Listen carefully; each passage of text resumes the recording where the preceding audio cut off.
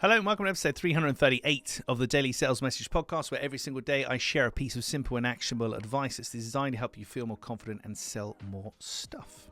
Now, have you ever, as I lose my train of thought, what are we talking about today? There we go. Have you ever heard the phrase, so professional here, have you ever heard the phrase, I'm sure you have, the customer's always right?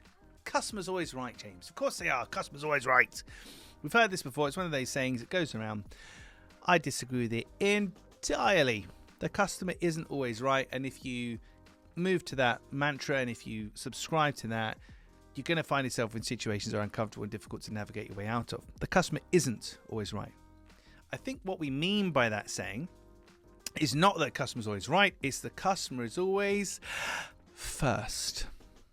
The customer's always first, and by first I mean in terms of what we're focusing on.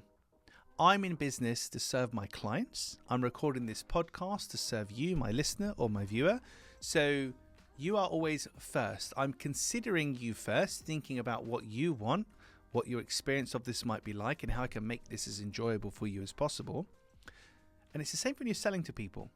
So the customer isn't always right. I think it's a bit of a red herring, but they are always first. Always first, because the only reason I have a podcast is because I have listeners and viewers. The only reason I have a business is because I've got clients who pay me to do the stuff. Without you and without my clients, I have no business, I have no podcast. So by definition, my focus has to be on you. The customer or the listener or viewer in this case isn't always right, but they are always first. The question is, because it's logical and simple as that, it sounds great, Jay. I see what you did there, little play on words, lovely jubbly. But are you actually doing that? And why did I say lovely jubbly? I don't know. Are you actually doing that in your business? Because it's easy to listen to these kind of pithy sayings, but are you doing that in your business? And what would that look like for you? If you put the customer first, what would that look like? What would you do differently? Would you change your product or your service? Would you ask for more feedback? What would that look like? Think about that today, because if you're able to put the customer first, or if you're not putting the customer first right now, then you're on the back foot. So, customer isn't always right, but they are always first.